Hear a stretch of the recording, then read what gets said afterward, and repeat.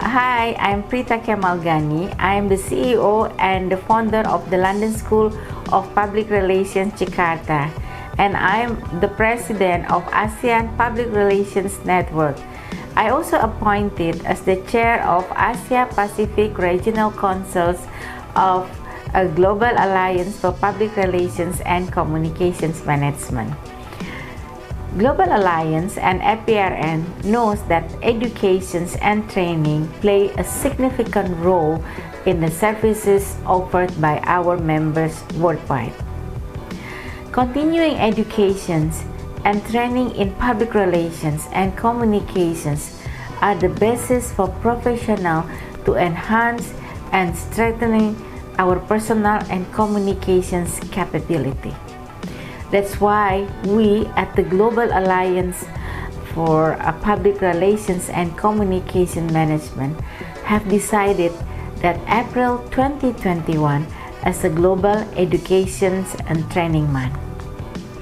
With this long month focus, we wish to unify Global Alliance and APRN members' activities and multiply our collective effort.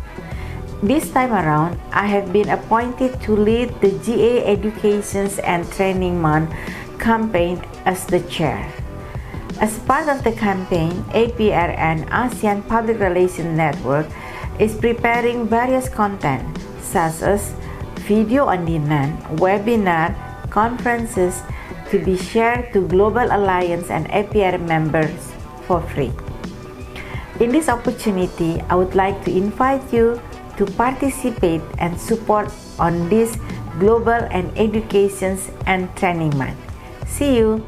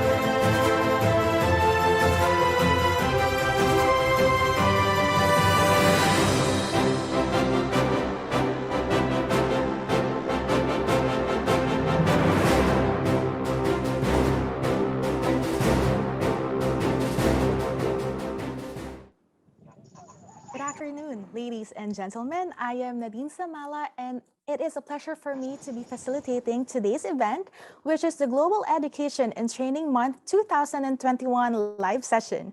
Where is hospitality heading in 2021?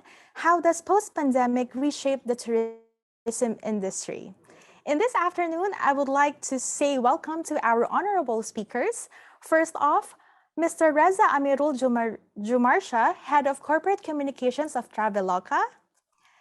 Mr. Sjefke Jansen, Chairman of Jakarta Hotel Association and General Manager of Kempinski, Indonesia.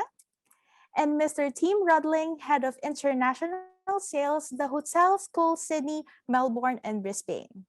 Welcome to our honorable staff and lecturers. And also, last but not the least, I would also like to say our warmest welcome to our beloved students and all our participants for this afternoon. ASEAN Public Relations Network, in collaboration with Global Alliance for Public Relations and Communication Management, organized the second Global Alliance Education and Training Month for the whole month of April 2021. Continuing education and training in public relations and communications are the basis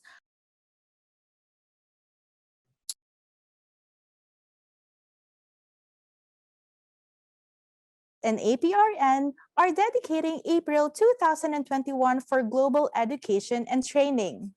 This time around, Mrs. Prita Kemalgani, MBA, MCIPR, APR, as the chair of Asia Pacific for Global Alliance, has been appointed to lead the GA Education and Training Month campaign.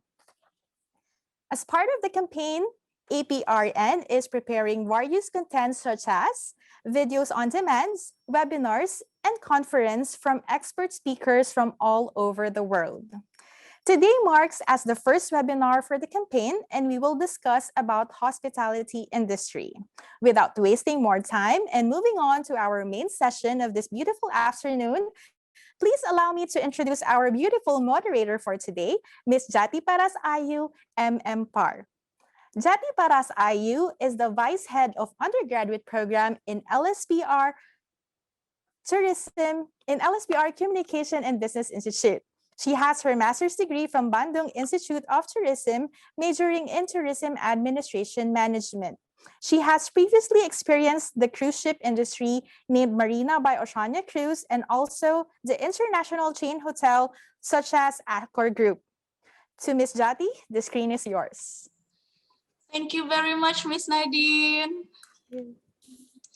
All right. Hello, everyone. Good afternoon from Jakarta. Good morning and good evening in some of the area because we have a different time zone.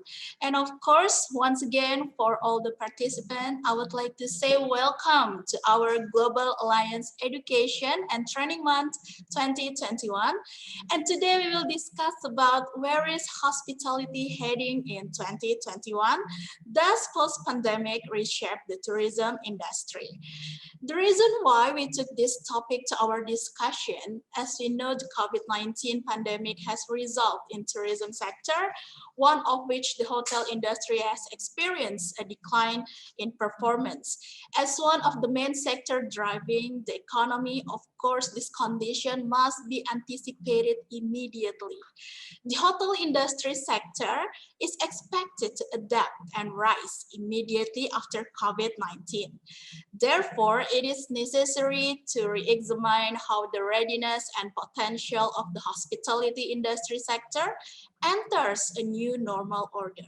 So that's why we hope in this webinar we'll develop strategies and innovation that will be carried out and develop human resources to maximize the potential of hospitality in the recovery phase in the new normal era, as well as discuss opportunities for the post-pandemic hospitality industry through the role of public relations. And now I would like to introduce our honorable speaker. First speaker, we invite Mr. Reza Amirul Juniarshah. Hello, Mr. Reza, how are you? I'm doing good. Thank you, Ms. Jati. Thank you for having me. Thank you for having Traveloka. Yes, of course.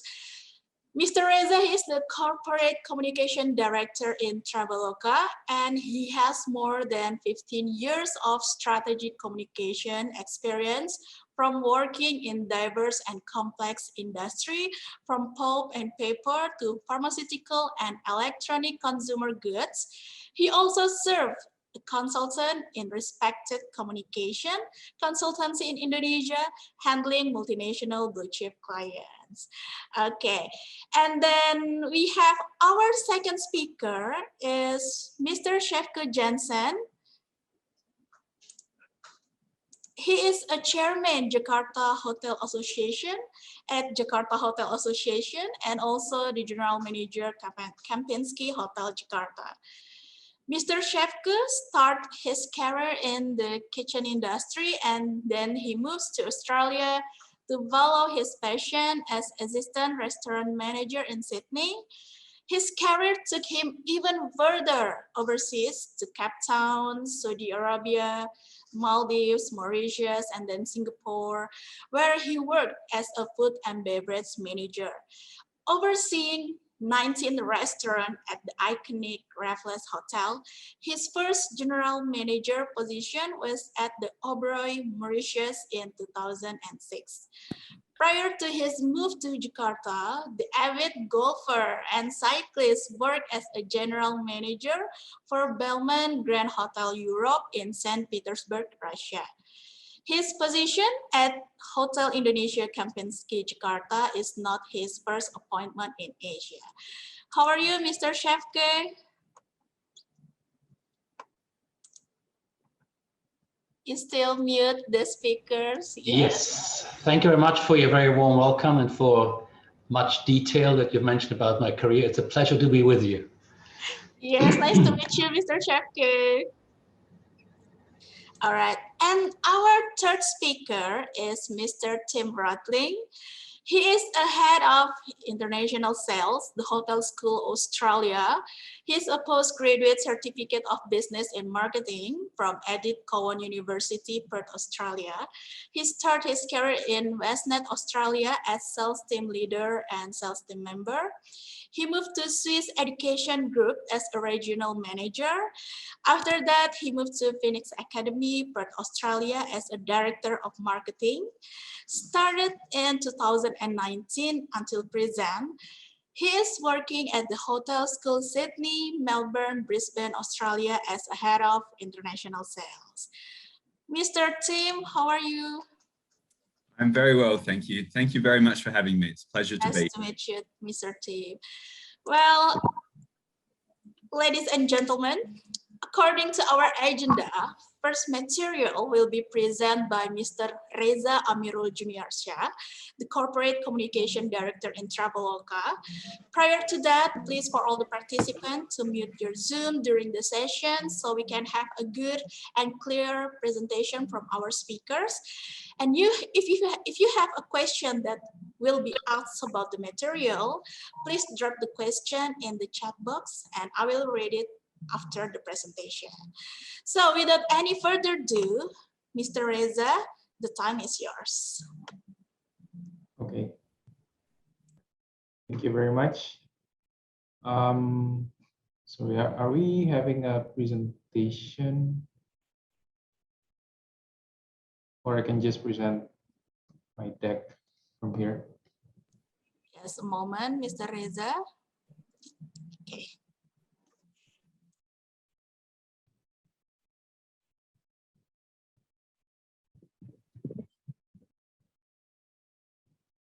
Okay.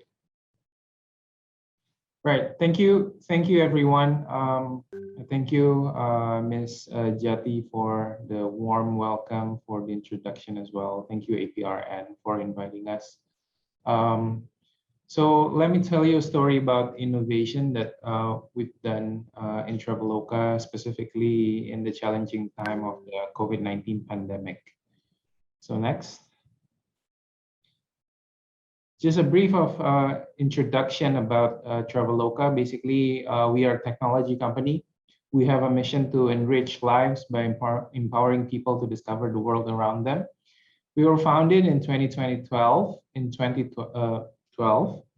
And now we have evolved into a customer technology platform, not just for travel, but we are also offering lifestyle financial services and local services. So next. We initially started off as a meta search. So basically our founder who back then was studying in the US and studying and working in the US, he wants to go back to his hometown in Padang, right? And what he found was that it was really complex, it was really complicated to get airline ticket from where he resides to his hometown. So that sparked an idea of, oh, why don't we start a meta search to help everyone so that people don't have the same difficulty that I was having, right? So, but then again, we saw an opportunity of expanding not just from a meta search platform, but more onto an OTA, online travel agent.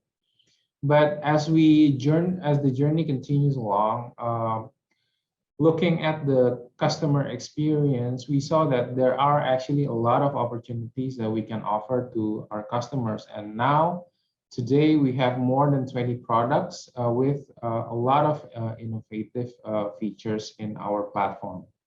Next. Now, here are some or actually all of our products that we have on our platform. From travel, we have transportation options for flights, bus and shuttle. We have trains, we have car rentals. We have accommodations, of course, hotels. We have different packages and other form of accommodations as well in our platform.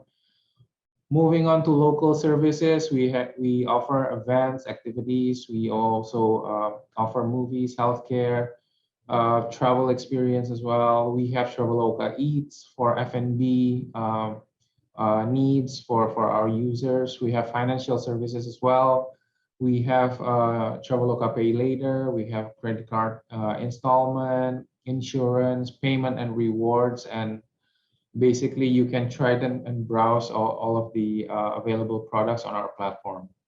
Next. And now here are some of the most innovative features that we have, which is Buy Now, Pay Later. We are actually the pioneer for this certain product. We introduced this back in 2018. And then a lot of our friends in the tech industry, specifically in Indonesia, and then also offer the same or similar type of services, right? We have price alerts, we have online check-in, we have flight status, we have pay upon check-in, we have easy refund and easy reschedule. Next. Now, from Indonesia, we have now expanded our reach to 6 Southeast Asian nations, from Singapore, Malaysia, Thailand, Vietnam, the Philippines, and then we've also opened in Australia. We have our operations as well in India. Our app has been downloaded more than 60 million times in Southeast Asia. We have now active users of 40 million in 2021. So next. So innovations and initiatives during the pandemic. Next. You see, as Ms.Jati has mentioned earlier, the COVID pandemic definitely was very tough on the tourism industry and also for us as a tech company as well. But we always see an opportunity in every crisis. So what we believe is that we can actually not just survive, but also thrive in this challenging time by collaboration, by adaptation, by educating more and more people, and of course, by offering technological innovations.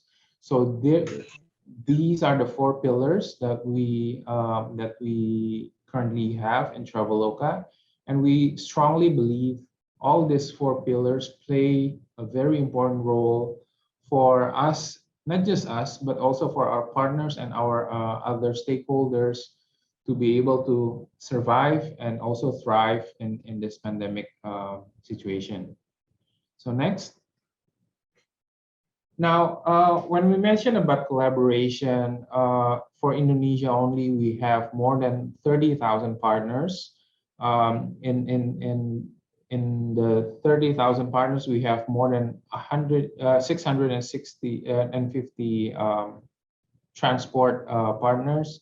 We have more than 22,000 accommodation partners, hotels, villas, apartments, and other accommodation alternatives.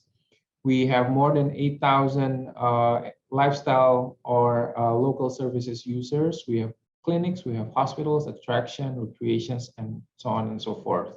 Next. Now, again, when we know that we have a lot of stakeholders, earlier we mentioned about our partners. Now, how do we connect the users which now have different preferences and priorities, which have different behavior because of the pandemic? How can we connect both stakeholders, right? And Traveloka sees this as a key component as well in terms of understanding what the customer needs. Now, what we see is that based on several studies that we've done involving hundreds and thousands of our users, we saw that they now prefer to have, of course, compliance to health protocols. They are stuck at home, but they're still looking at discount promotions. But also, they're also looking for flexibility. So next.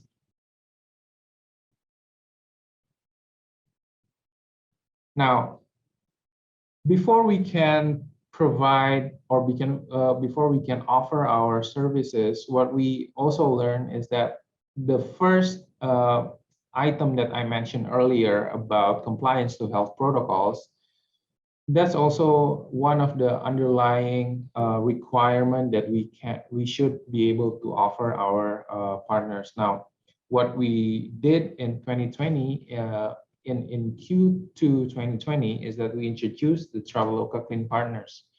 Basically, with this Traveloka Clean Partners, what we want to offer our users is that they can conveniently choose products and services from certified Traveloka partners which have the highest commitment in enforcing CHSE protocols. So with our transport or airline partners, we have Clean Flight. With our hotel and other accommodations partners, we have Clean Accommodations. And for other lifestyle and experience, we have Clean Experience. So next. Now, we know that because of the government regulation or policy that requires people to have themselves tested for COVID, we see an opportunity to actually offer the users the services for them to get tested in their surroundings, in their area. So we offer that in 2020. Now that has generated for more than 400,000 bookings for the COVID testing. And not just for the testing, but we also provide vitamin boosters, beauty treatment, and everything. So anything related to healthcare, we have more than 6,000 available products right now. We have and those 6,000 are delivered from more than 1,000 partners that we have currently. And we have partners spread out across the Indonesia archipelago in 120 cities and regencies. Now, we know that people are longing to travel. So we also offer online experience for them, so they can still have meaningful experiences right from the convenience of their homes. Next. Now, these are also very interesting offers that we have, interesting innovations, again, to address the needs for flexibility and also for promotions. We have the buy now, stay later, we have the Traveloka online experience, we have the pay upon check-in, we have the online check-in, we have Traveloka Live. This is also very interesting, whereby people or users can have interesting offers presented to them live in our live stream platform. Now, next, for people who wants to order food from their homes, we also provide order now and delivery from Traveloka Eats. Next. So again, what's very important to us is that we have to always know the customer preferences. Now, what we can see is that road trips and staycations have become the top two most prominent trends in terms of our users' preference. 72% prefer going on road trips and 27% prefers to go on staycations. Next.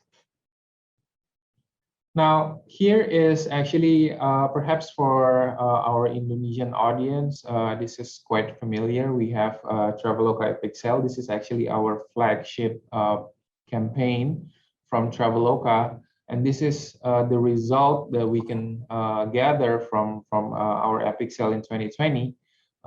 We have our live stream watched by 3.8 million viewers. We have 350,000 users using the Epic referrals, whereby they offer their friends or families the promotions to them, and then they also get the promotions for them. And all in all, we've seen our platform visited by more than 5.8 million users, and we saw transaction going up by 13 times. Next. Now, when I mentioned earlier about staycation and road trips, from the Epic sale, we saw that Jakarta and Surabaya are the top two destinations for staycations, and then for road trips, people want to travel on their cars, on their vehicles to go to Yogyakarta and Bandung. But we also see significant increase in terms of demand for Bali and Labuan Bajo. Bali, we saw 42 times increase, and Labuan Bajo by 10 times. Now, this is what I can share from Traveloka Pixel 2020. Next. But apart from all the transactions and all the offers for the customers, what we want to see is also meaningful or positive contribution or impact to our partners as well. Now, in 2020, we have 10,500 partners participating, and by our assumption, it's actually affecting 190,000 workers in the tourism industry in Indonesia. We have just completed our 2021 Epic sale, and the number for partners participating in the Epic sale has actually doubled. So if we saw 10,500 in the 2020 Epic sale, for 2021, we're actually looking at almost 25,000 partners participating in our event, right? So what we can see right now is that we don't want to be just focusing on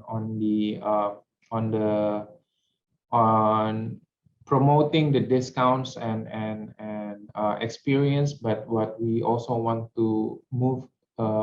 What we also want to do is to move together with our partners, and basically in the context of trying to revive the tourism sector. Next. So in conclusion, definitely the COVID-19 pandemic has forced us, specifically the tourism industry, everyone in the ecosystem, and what we can see also the opportunity is that we can work together with the government in recovering the economy, specifically the tourism sector. Yeah.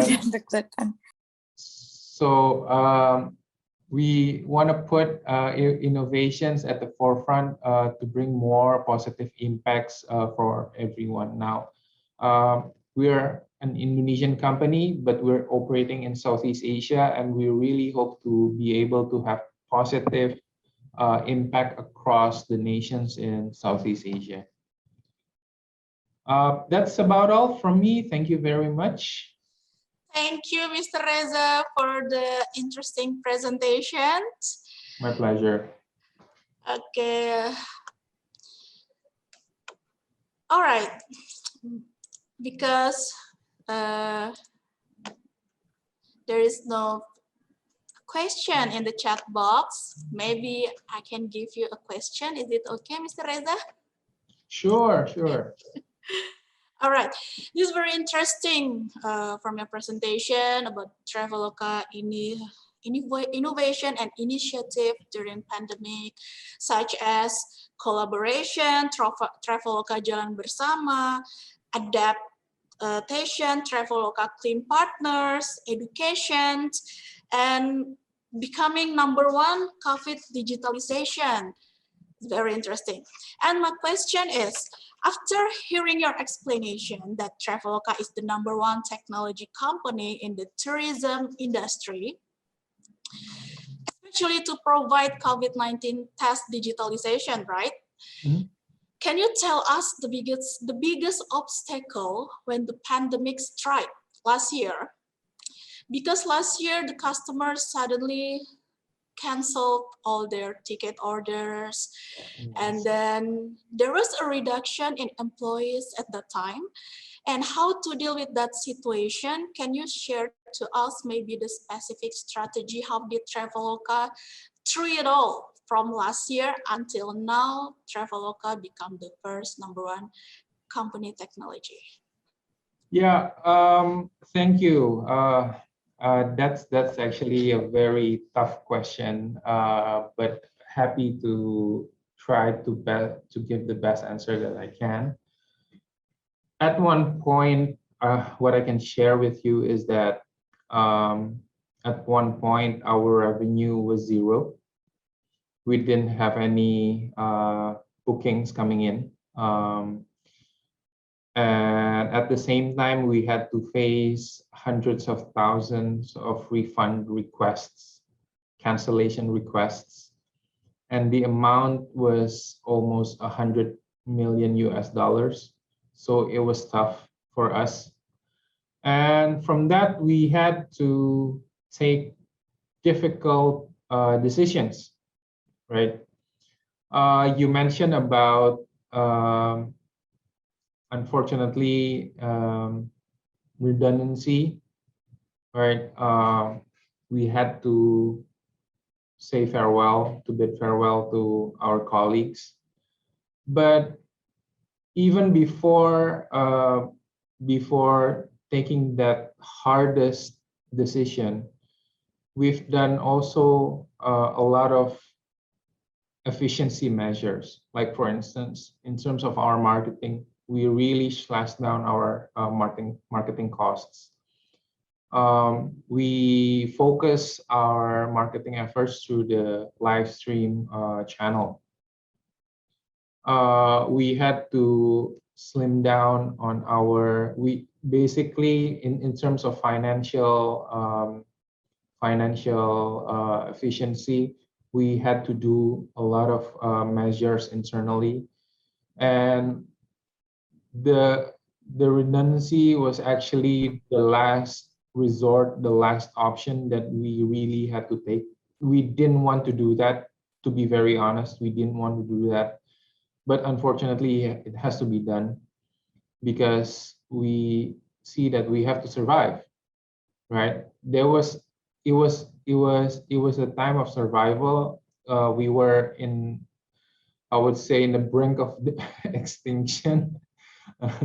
It was tough, but with the innovative mindset, with the collaborative mindset, the entrepreneurial spirit that we have, we see a lot of opportunities. Yes, we had to face a lot of tough decisions. We had to make tough decisions, but we also see, okay, there's actually still a lot to be done, that can be done, that we can see a lot of new ways as well. And now we are in a much better position as a company. We basically, our business has not just survived, but we have actually thrived, right? We see a lot of improvements in our verticals as well. So yeah, I think I spoke too much maybe. I hope I answered your question. Yes, it's very tough, yeah, Mr. Reza, but Traveloka did great through that challenge. And we have a question here from Gabriela Amanda. She said, what are the challenges that Traveloka had to face during the first ever time launching the application? And how did Traveloka overcome those challenges? Please, Mr. Reza. Sorry, can you repeat the question again? How?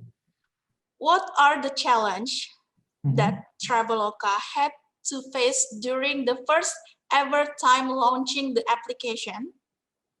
Okay, this is going back to 2012. Yes. And how did Traveloka overcome those challenges? Okay. Challenges, yeah, of course, at that time, it was something that was very new for our customers, specifically here in Indonesia. We are proud to say that we are a startup with disruptive innovations. Of course, it's not easy. We have to educate our customers and really highlight what are the benefits by using our products. So it wasn't easy. It was quite a long journey. So in terms of our internal spirit, I think it still remains. The culture of innovation, the culture of entrepreneurship internally, the culture of collaboration is, I would say, is really, really strong in Traveloka. And again, we always try to see the positive side of things. Yeah, I mean, it's I would say it's a true testament with the COVID situation, whereby we can not just survive, but we can thrive. So I think the innovation culture, the entrepreneurial culture, the collaboration culture, it stems really deep in our internal people. So that's I would say the most distinctive attributes of Traveloka. Okay, I hope that clarifies your question, Gabriela. All right, there is no question, so maybe one question from me. Yeah. Mr. Reza, since Traveloka has an online experience, right, from one of the innovation, Yeah. like provide alternative solution to experience exciting activities in various destinations. This is same like virtual tour. Is it correct? Yes, we actually launched a virtual tour back in October, if I'm not mistaken, in 2020. We work with the Ministry of Tourism and Creative Economy. We work with also a partner called Aturin. So it was very interesting because you can book the online experience beforehand and then set the schedule, and you can have live interactions with a tour guide, right? And you can have real meaningful interactions. You can ask around while the tour guide is explaining the surroundings of a certain area, like for instance in Bali or in Labuan Bajo. So it was very interesting. And on the other side, it's also opening up opportunities for the tour guides as well, right?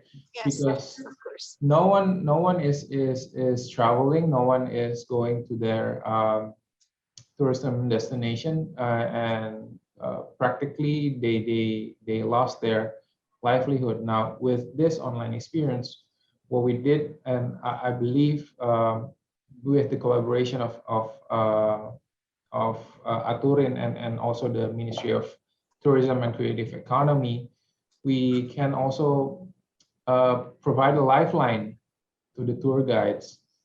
So it was interesting. At the same time, we want to offer our users the convenience of traveling virtually, but also having positive impact for the tourism player.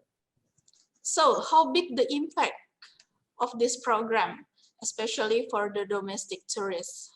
I don't have an exact, or I don't have it on top of my head how many, but it was quite favored. I believe it's in the tens of thousands of users.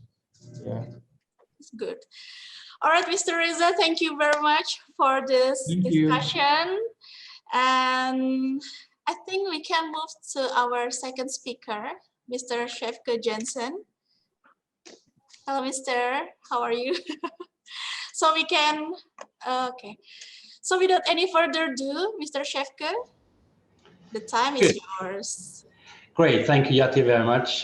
Thank you, Reza, for the great insight on Traveloka. It was very, very informative. I wasn't aware of all the service you're offering. It's really very, very impressive. Good. If I could have my presentation, please, and I could start right away.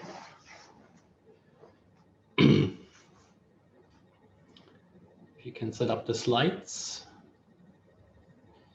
Perfect.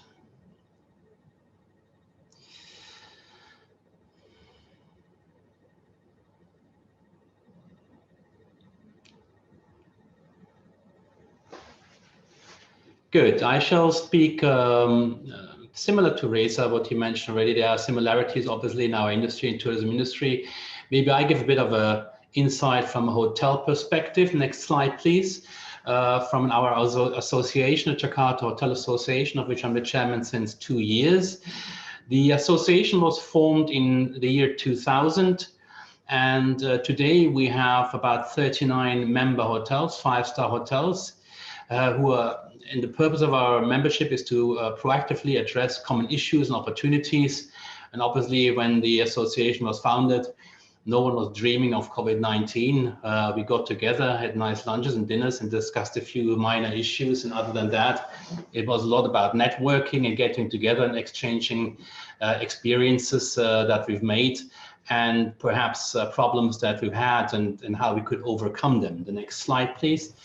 Before I go into much detail, I would just want to mention a few data, which is important and quite interesting to know. In 2019, we've had about close to 1,000 hotels or places of accommodation in Jakarta, rated and non-rated. Rated hotels, we had about 400 and 600 had no rating. And as you can see from 2015, 2019, the industry has grown exceptionally fast and quick, on an average about 15% per year. to a 75% increase and a total of 56,000 rooms. And then we hit next slide, please. We come to just to give you a bit of an idea, so you can also make a link between last year and the year before. In 2018, Jakarta obviously was very blessed with the Asian Games, so there was a lot of business in the city, a lot to do for all the hotels, especially closer to the stadium.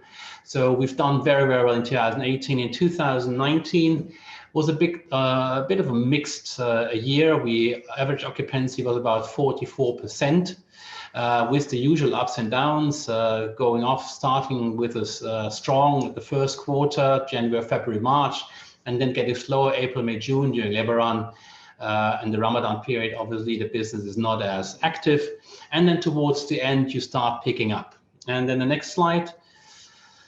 In 2020, next slide, please. In 2020, we had different numbers. Our occupancy was only 27%.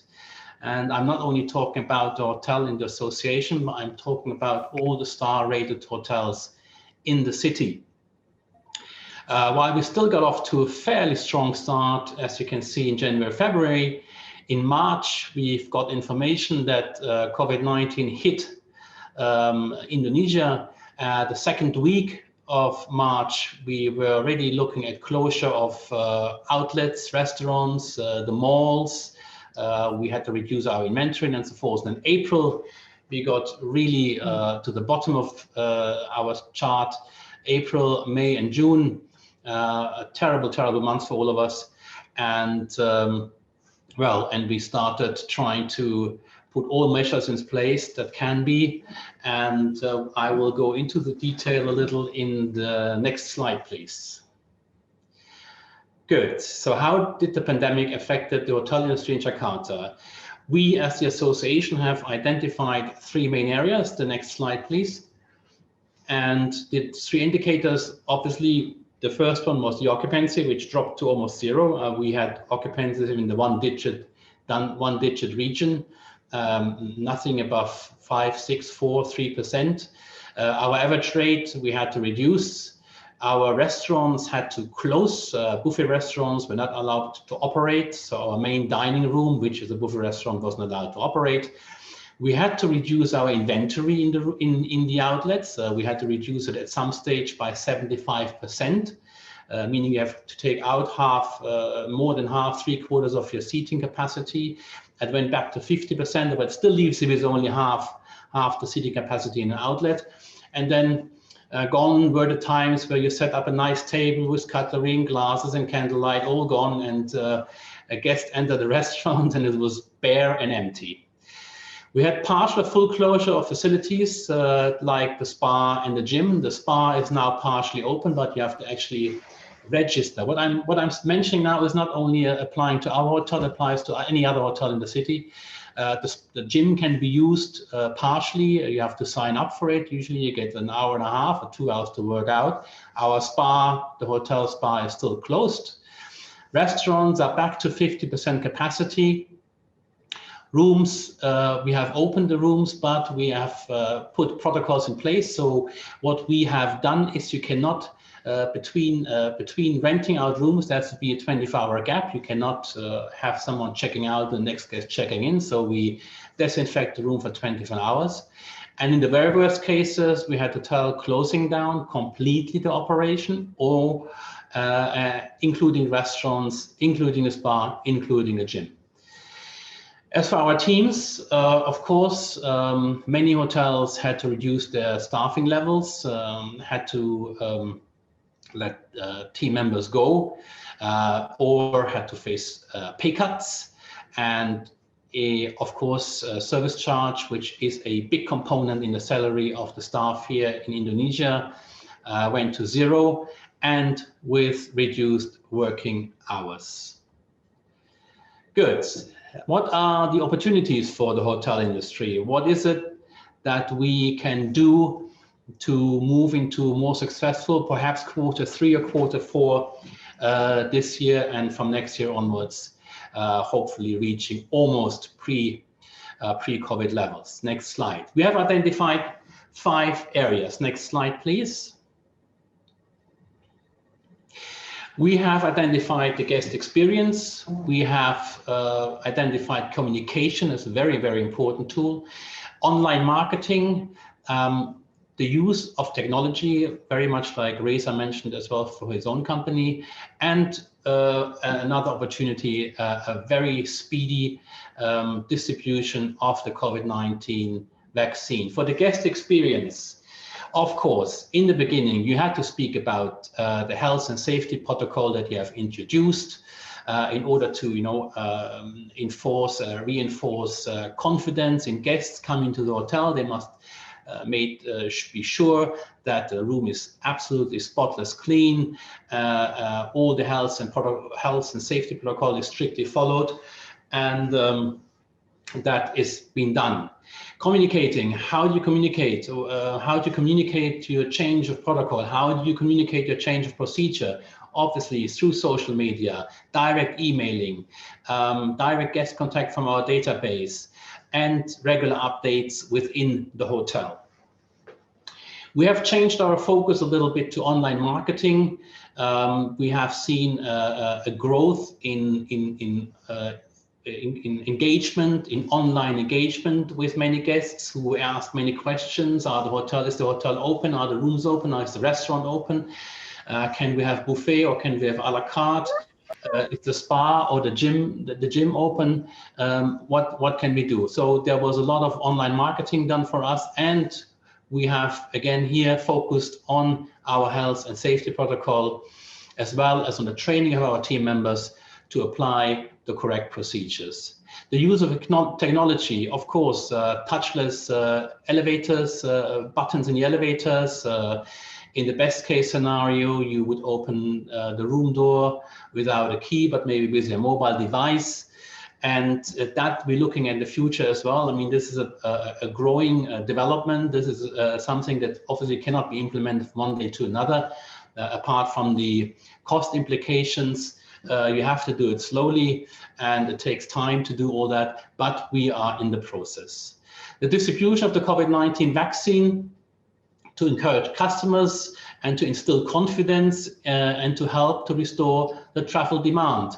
In our case, we are very lucky because our market, and in most hotels in the city is the same, we are depending very much on domestic markets. So we are not reliant too much on the international market, which is very, very good because many countries have very different travel protocols. Every Singapore, Malaysia, you look at all the neighboring countries, everyone has different restrictions, different requirements. So it's very, very difficult to get all aligned and to make sure that we have easy travel processes. How to stay in the business. The next slide, please. Yes, how to stay in the business. Now, what we have done on a unit level, on the hotel level, maybe you can go to the next slide, please. Kempinski was very quick. Sorry, yes. Yes, next slide, please. Yes, sorry. How do you engage with your customers? It has to be interesting.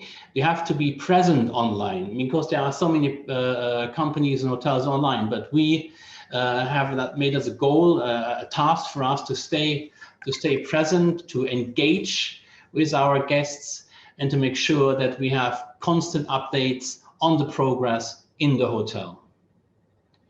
Good. Next slide, please. As Kempinski, we have introduced a white glove service. White gloves internationally have always been a symbol for luxurious service and elegance. And what we've introduced is our Kempinski white glove service that really sort of reinvented almost the health and protocol procedures within the hotel. We provide now masks, we might provide hand sanitizers in the room upon every guest on check-in. And of course, we make sure that everything is absolutely spotless clean. I wouldn't, it would not be fair to say hotels have never been clean. Of course, hotels have always been clean, even before COVID-19. But now there is probably a different focus on cleaning techniques, on detergents, on and on the duration, how long it takes to clean a room, and as I mentioned before, on departure, on checkout, we have a 24-hour gap. Good. Now, in terms of public relations, and that's might be interesting for many viewers who are here right now. Communication, or professional communication, has become absolutely paramount. And what does it have to be? It has to be clear, it has to be precise, it has to be transparent, and it has to be trustworthy. Now, don't try and tell your clients or your guests something that you don't do. It will not work. You have to be absolutely honest about what you're doing in the hotel. It has to be, it has to be felt that you are sincere about that you care about your customer confidence, that you care about the health of your guests, that you care about the safety of your guests. It has to be absolutely sincere. And that's why we design campaigns that promote the strict adherence to the health and safety protocol, which we have implemented in the hotel. And that's how we came about to promote the white glove services. We furthermore foster at emotional engagement with guests, because there will come a time, maybe the time has come already, but I think it will be soon, and guests have heard all about health and safety protocol, and it is something that they will expect. That is not something you can promote much longer, because any 5-star international hotel has its procedures, has its safety protocol, has its health protocol, and it's a given. It's not something you're not standing out with it. How many videos have we seen already where people clean the hotel from top to bottom? Every hotel company does it, including function rooms, banqueting space, event space, and so on. I mean, a hotel now is pristine. But you want to now go back and look at your USPs, your unique selling points. In our case, it would be the history, it would be the location. You have to start telling a story. People do not want to hear anymore about COVID-19. They want to hear about nice things. They want to hear what the hotel is doing, about the nice things doing. We do heritage tours. We invite our guests to look at artifacts from the opening of the hall back in August 1962, on the 5th of August, when we opened the hotel. We still have artifacts in the hotel about that. That's what people want to see. That's what guests want to see. Health and safety is a given. Tell a story. Next slide, please. Relief to support the hotel industry. We are now in the process of looking at free vaccine for all hotel staff and immediate families. I think that is absolutely necessary, and it has to be quick. We apply to the public services and the local private sector to host meetings and events in hotels to further instill confidence that it is safe to hold meetings and conferences within a hotel, or even weddings for that matter. We have a lot of demand for weddings. Obviously, in size, they have reduced significantly, but weddings are on the rise and just as popular as they used to be pre-COVID. Next slide, please. What else can we do? Reduce our utility bill. We can ask the government to reduce utility bills for water, electricity, in order to reduce our expense line. The expense line remains almost the same, even with less staff. But you have running costs that as high or as low, regardless of occupancy. And further down the line, we're looking at attracting internationalized business to Indonesia, coming back to Indonesia, and doing business here in Indonesia, conferences, events, and MICE events for the future. That is, I think, the trend we are looking at for Q4 and the beginning of next year. The next slide, please. And of course, very important, nurture the community, nurture partnerships with companies here in the city or in the country. Build your network. There is a saying, network is the new net worth. So that is what we are trying to do. We establish ourselves with company around us to build up strengths and to be ready for when the business is coming back. Again, here, what Reza mentioned, very similar. We want to give back to community. We have taken a lot from the community, and now it's time to give back. We must make sure that we keep all the staff on board. We must make sure that we assist them to maintain a certain quality of life. So when they return to work, they do not have to worry about what's going on at home and have no financial stress and can fully concentrate on their work. What I said here is think globally and act locally.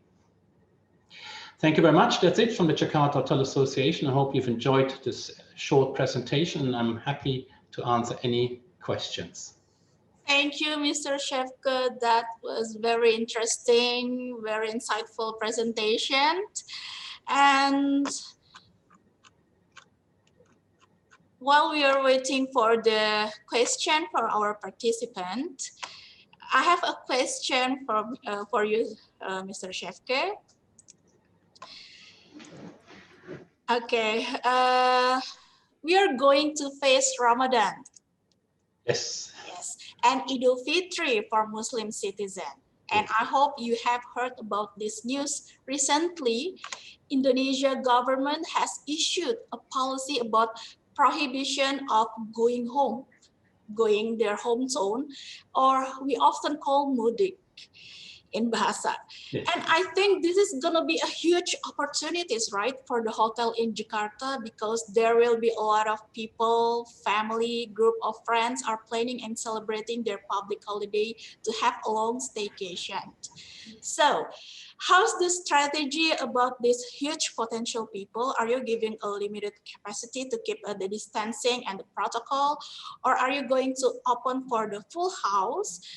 And is it giving an impact for the room rates? Because maybe the guests prefer having a breakfast in the room and did not use a public facility like swimming pool, lounge. And or are you going to give another value to that? Yeah, good. Oh, many questions in one. All right. Well, we have put several measures in place. For one, we will not run the hotel at 100% occupancy. We will only run the hotel about 75% occupancy, because every procedure that has been put in place has become longer in a way. Check-in is longer, check-out is longer, arrival is longer, the luggage is being disinfected on arrival, so and it's being cleaned while you're staying with us and being disinfected when you check out. So there are several measures we put in place that are, I wouldn't say delay the experience substantially, but they do make the process slower. That's for sure. The spa will remain closed. The pool is open in most of hotels, but you have to sign up for a spa for pool usage. So you cannot just go to the pool. We only allow 5 guests at the pool at any given time for 1 hour. As for the restaurants, as we already have only a setup about 50% capacity, tables and chairs. What you said about in-room dining or room service orders is quite interesting, because in the beginning it was very, very popular. But we have seen a trend over the last year. Guests, and humans are social animals, we all know that. Room service has become lesser and lesser, and the restaurants have become busier and busier. People just want to interact, guests want to interact, they want to see other guests during breakfast, and I can safely say 90% of our guests in the rooms are coming to the restaurant for breakfast. Okay, so you still give a limit for the guests as well. You have to have limits in place. We have to follow the PSBB regulations and procedures. We cannot change that for the time being. But you know, there is still enough space in the hotel to serve breakfast in different venues, which we do right now. We have function rooms. We have our Bali room, our historic Bali room where we serve breakfast. We have our Japanese Oku restaurant that we set up for breakfast. The buffet setup, you get, as guests, you can't help yourself any longer to the food that you like. You can still enjoy it, but our chefs will help to serve it to you. Okay, but the meeting room is still open, right, Mr. Sjefke? Meeting rooms are open, same rules, 50% capacity. So what we have seen is a trend in increase of weddings, as I mentioned before. But I think weddings in the thousands that we used to have maybe in 2018 with 2,000, 3,000, 4,000, 5,000 participants For them to return will take a very long time. I mean, we're looking at sizes, waiting seeing a hotel of 120, 120, 130, 150 guests. Okay, so how big is our chance in hotel industry, and in what year can we be fully active again? As we know, we are doing a vaccine program right now, step by step. Yeah. Well, I looked in my crystal ball this morning, but didn't say anything. So I'm not quite sure. Perhaps we see a recovery late next year, a full recovery. I mean, here I'm speaking about domestic and international market, full recovery of MICE business, being able to use all the facilities at 100%. I think at least a year before we see that, not before that. There is still a lot of restrictions in terms of travel. I think in the future, if you do not have a vaccine passport, you will not be able to board a plane. I'm 100% certain of that. So unless all of that is in place, and that will take time, a year and a half at least. A year and a half. Thank you very much, Mr. Sjefke. At least we have to be positive and optimistic, right? Yes, correct. Thank you, Mr. Sjefke, once again. And then now we move to our third speaker, last but not least, Mr. Tim Rudling. Are you ready for this? I'm ready. Yeah, ready? absolutely. Okay. Mr. Tim, the time is yours. Thank you very much. If we could please load my slides.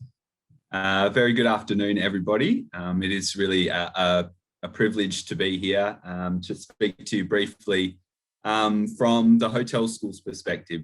So first of all, I just wanted to introduce the hotel school. We are a unique joint venture between industry and education. So on the education side, we're part of a public Australian university called Southern Cross University, a regional university located in Queensland.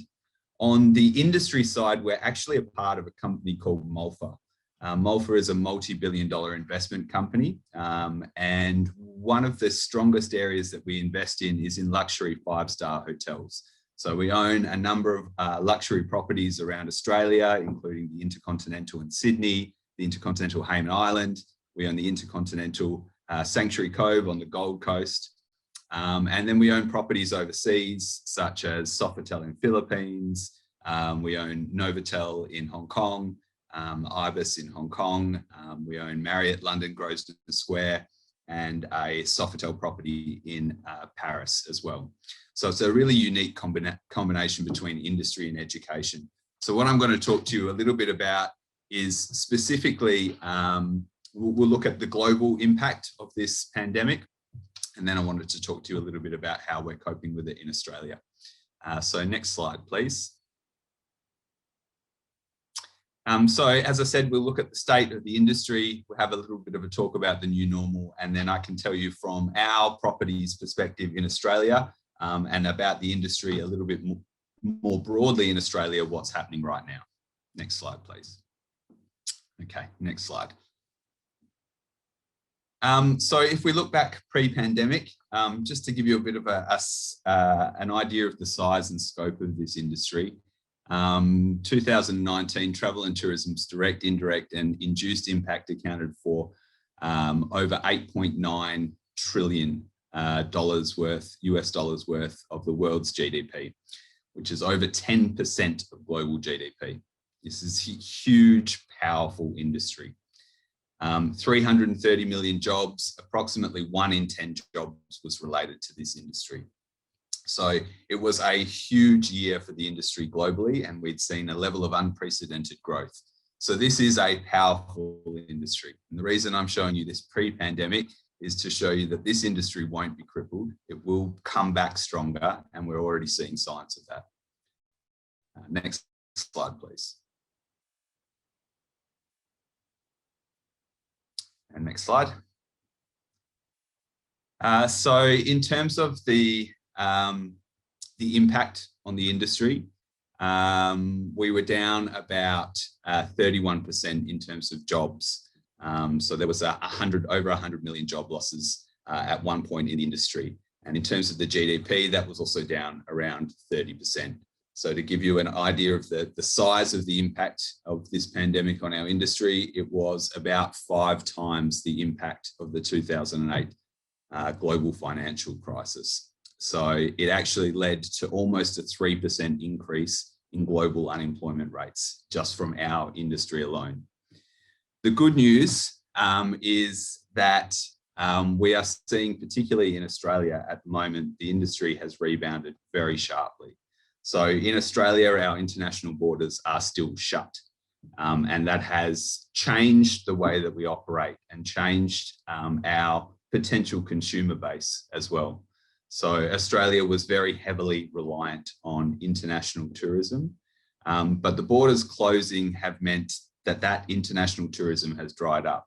But what it's also meant is that the Australians who used to travel internationally are now looking to travel and holiday in their own backyard. So that's presented some really unique opportunities.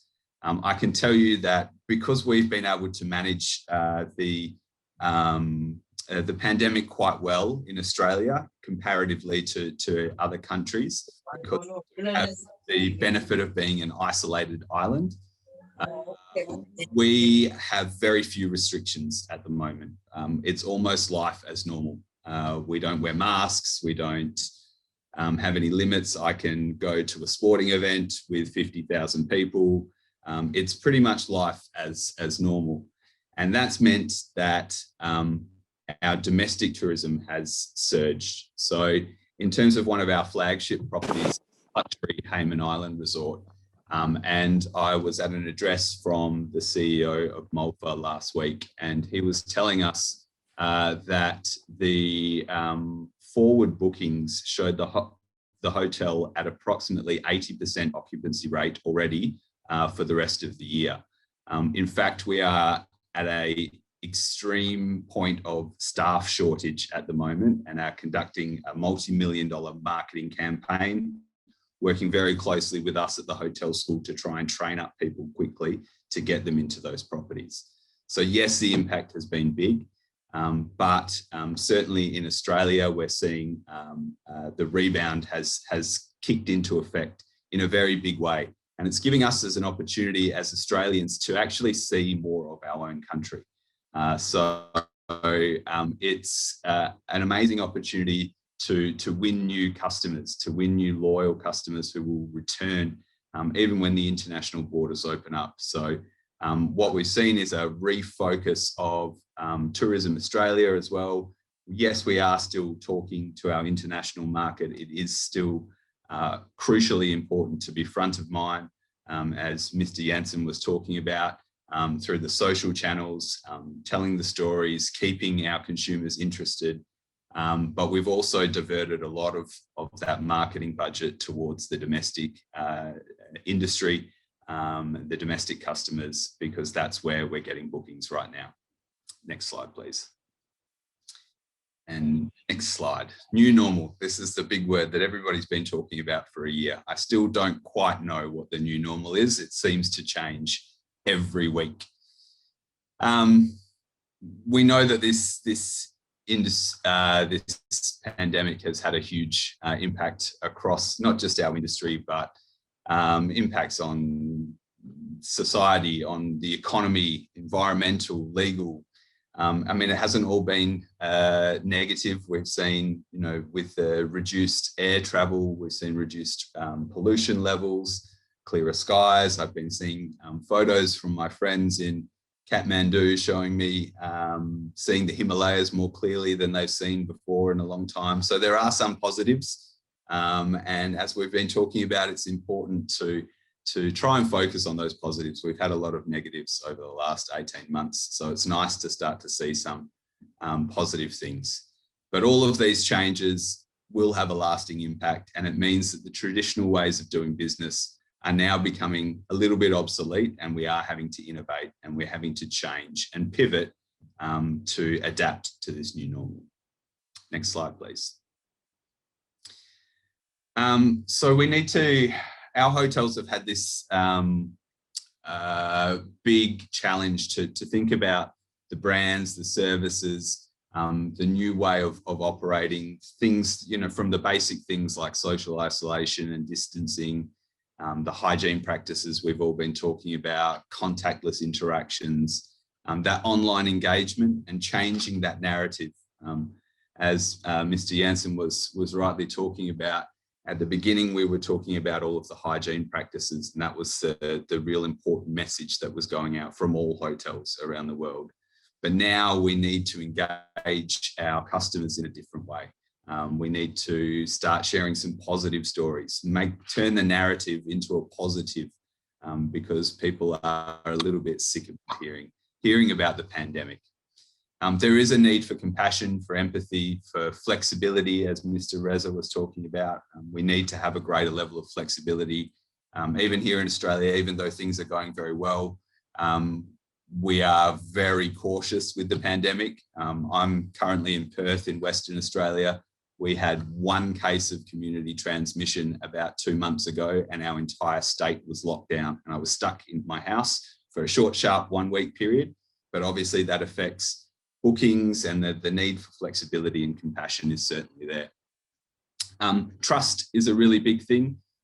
So we need to build the trust of our consumers through those hygiene practices. And again, actually delivering what we say we're delivering is very important, because you will get exposed if you tell consumers you're doing something which you are not. Employees also need to change, and a big part of what we're doing at the hotel school is working with our hotels, working with our other industry partners to say what new skills, what new knowledge do your employees need, and creating specific training programs around their needs to ensure that the employees remain employable in the future. Next slide, please. So, big question, how to become more employable in the new era. Next slide. So, hotel employees need to develop a few things. This is what we've been talking about with our industry partners, and what we are creating training programs and already incorporating into the curriculum at both the undergraduate, the bachelor level, and also postgraduate at our master's level. Growth mindset, adaptability, flexibility. So flexibility is really important. I've been speaking to other people in the industry, and they're saying that the traditional roles within the hotel are adapting a little bit. We need to have people who are cross-skilled, multi-skilled, who can work across departments in places where we still have restrictions and therefore reduced staffing levels. It's important that an employee has the flexibility to perhaps work across various departments, various roles, to be able to cover that reduction in staffing level. Empathy is really important, to understand that consumers may be nervous, to understand that a lot of people haven't travelled for some time. A lot of people haven't stayed in a hotel for some time. So having the empathy to understand the nervousness of those people, and maybe some of the issues that they're going through. Resilience, social skills, the human touch, good communication skills, and good problem solving skills. I mean, those things were already, I think, pretty necessary for employees, for good employees in the industry, but even more so going forward. And next slide, please. I've just taken an example here. Mr. Jansen shared the example of Kempinski with the White Glove program, but just wanted to showcase another hotels, so Four Seasons, their new initiatives in terms of the safety and hygiene, which is becoming the new normal, and something that, as Mr. Jansen said, it is being used. Every hotel has a program like this now. Next slide, please. Four Seasons chose to, I guess, communicate or create their program with another trusted brand in the medical area to try and reinforce that this was a very safe, clean and hygienic program, and their properties were a safe environment for their guests. So they actually collaborated with Johns Hopkins on an enhanced safety, health and safety program. And it's called Lead with Care, again, providing real-time guidance on the evolving COVID-19 situation. Next slide, please. Lead with Care was something which is being used to communicate the safety of the hotel to guests, but it's also being used with the employees and educating and empowering employees on how to deliver the enhanced health and safety program. If those employees have an interaction with a guest and a guest asks them a question about the new enhanced safety and health features in the hotel, it's important that the employees are able to answer that with confidence. It's important that they're able to communicate what is being done at the hotel. So again, the guests have that reassurance that everything is okay. Again, this is something that we have been doing in our hotels, a slightly different program, but I stayed at our InterContinental property in Sydney a couple of weeks ago, and when I got up to my room, there was a safety seal across the door, again, just providing a bit of reassurance that the room was clean, it was hygienic, and it was safe. But when I was in the property, there was a lot of material on positive things that we were looking forward to. So I wasn't constantly thinking about COVID and the pandemic. Yes, there was that initial sign that that there was practices and an increased level of cleanliness and safety in the hotel. But then in the hotel, it felt like a normal state, to be honest. And we were talking about the refurb and all of these positive messages that are coming out from the industry. So I think that this pandemic, yes, it had a major impact on our industry. It has forced us to look at innovation. It has forced us to change the way that we operate. Not saying that we were just coasting through before, but we have had to look at efficiencies within the organisation. We have had to look at new markets and potential revenue streams for the hotels. For example, in Australia, we are still using a hotel quarantine system for returning Australian residents who are coming back from overseas. And we saw that as an opportunity with the InterContinental in Sydney, when in the height of the restrictions in Australia last year, when hotels weren't able to operate, we were able to put ourselves forward as a quarantine hotel, therefore still opening up an additional revenue stream. We were able to use the hotel, the restaurants became delivery restaurants. We started delivering through Uber Eats, etc. So again, we looked at additional revenue streams that perhaps weren't on our radar before, but we quickly innovated to survive.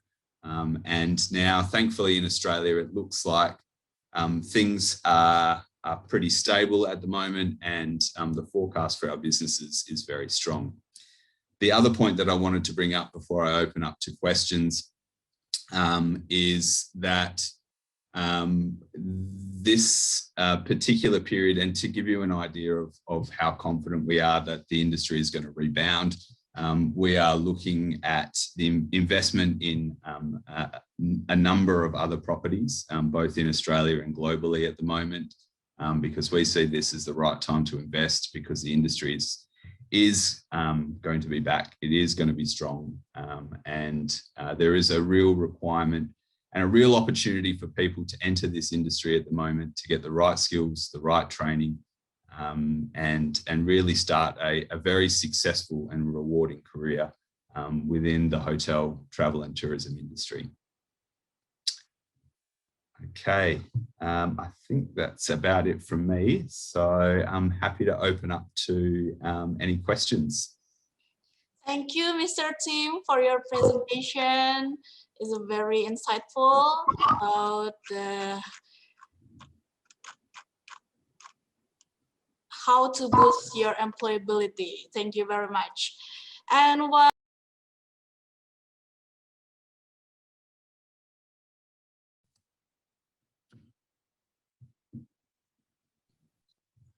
Ms.Jati, I think you're on mute. So you're on mute. Thank you, Mr. Tim, for the presentation. Okay, for all the participants, if you have a question, please drop your question in the chat box so I can read it. All right, Mr. Tim, about how to boost your employability. And I have a question while we are waiting for the participant.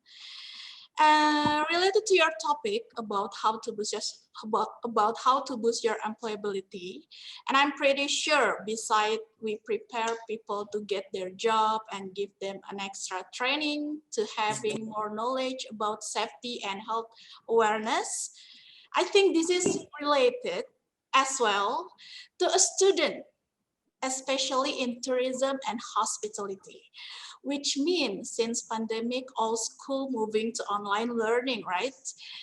And speaking about online learning, how do we maintain the quality of the student as we know where online learning is very limited? How keep that student capability, especially the subject that need to practice? Can you give us an advice? Sure. Look, I mean, there are certain units that it is extremely difficult to replicate the face-to-face experience. If we're talking about some of the practical components of hotel management, it is difficult to do. Not impossible, but difficult. I was speaking to another one of our partners who has a strong culinary program, and they were able to do a collaboration where they did a menu design. So these kids are all in their own homes. They have limited cooking facilities, but they did a menu design with a partner in Canada. And they actually were working with the Canadian tourism industry, and they actually had lobster flown across to the Philippines. They had these menus created, and then on Zoom, the students were given a demonstration video of how to prepare this dish and then had to do that in their own homes. So they were given a list of ingredients, some of which were flown in for them. They were given a list of equipment, basic equipment that they could do it with. So there is ways of doing that. I think what we've seen, particularly from the hotel school, we focus more on the management side of things. So we run programs like Masters of Business in Global Hotel Leadership. It is still difficult for students to study online if they haven't done that before, particularly the younger students who are coming straight out of high school. So what we have put in place is a really thorough support system for those students. So that's around academic support, it's around social support. We have extra counselling hours. We have a student buddy system. So we have existing students who have perhaps been studying online for a year whilst the campuses were closed. They will be buddied up with a new student. We have extra teaching hours. So where we would normally spend 3 hours teaching a particular unit per week, we have doubled that to provide extra support, extra guidance for the students. And then it's also important to make the students who are studying online still feel part of that school, that university community. So that's where our student association have been amazing in organising movie nights, in organising pajama parties, all done through Zoom with students studying. We have students in about 50 countries around the world at the moment. And they're all able to connect. They're all able to feel this sense of belonging, this sense of community that they would ordinarily have if they were studying on one of our campuses in Australia. So it's important to look at a holistic approach to online education, not just the delivery of the classes, but the support of the students and their mental well-being through this challenging time as well. Exactly, thank you very much. I know, because to be honest, I'm a lecturer, and I'm pretty sure, and all the academic lecturer, this is the big challenging, right? Moving from the offline learning to online learning, but that's tough. And regarding how to become more employable in this new era, especially hotel employees will need to develop empathy, social skill, and the human touch, good communication skill, and how did they get all of these things, all of those things, as we know since pandemic, some other country doing quarantine. Yeah, and look, it's been a challenge, but that's our responsibility, I believe, as educators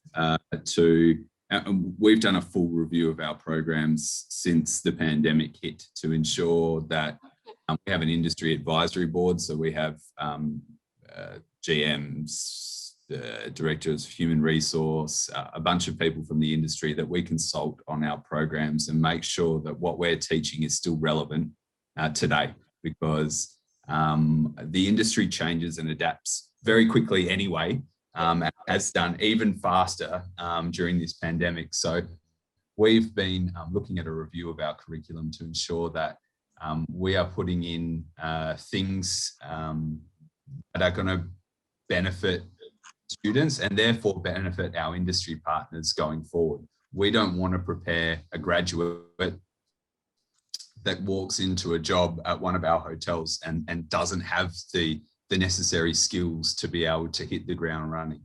The reason that Malfa invested in the hotel school is they want employees in their businesses. This is a supply chain for them to get skilled managers into their properties globally. So it's important that we look at what we're teaching and we're not just complacent. It's important that we spend the time with the students. It's important that we spend time with our lecturers as well. So a lot of our lecturers didn't have any experience of delivering online, and delivering face-to-face and delivering online are very, very different. Yes. So we actually provided a lot of training and new skills for our lecturers so that they were able to deliver this new curriculum, and they were able to deliver it in a way that enabled the students to really get the most out of the experience. I think that some providers in Australia simply took their face-to-face program and started delivering it via Zoom.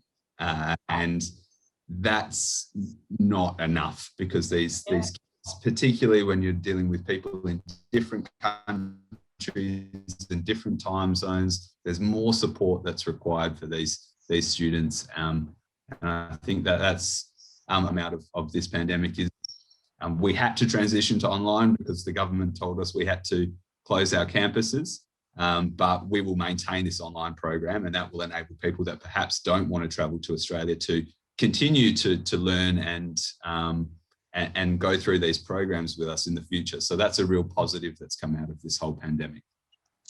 Thank you, Mr. Tim. And I'm pretty sure besides that, we are in digital era.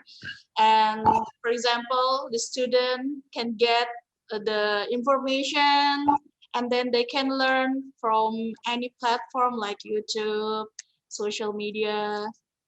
Yes.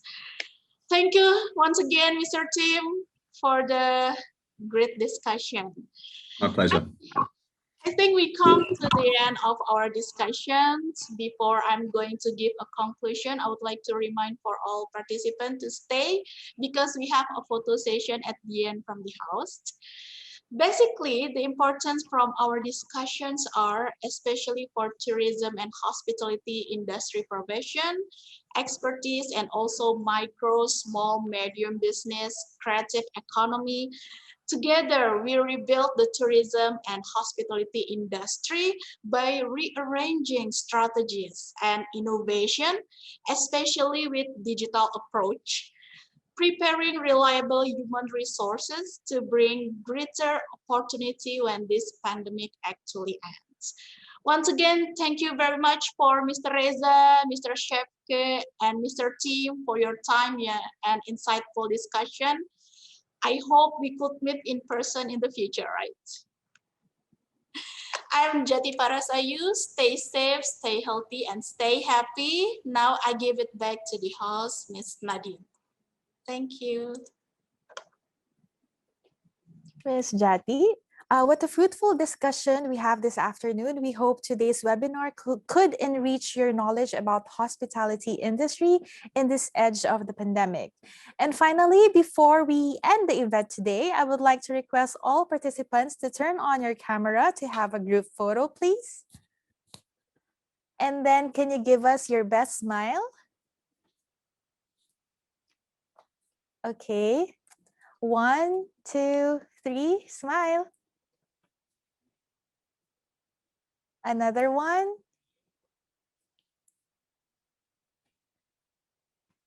Okay, next set. 1, 2, 3.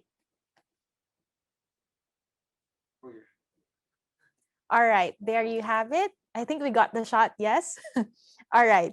Once again, thank you so much for all our guests, students, and lecturers that joined us in this beautiful afternoon. Thank you and stay safe. Thank you. ASEAN way is carried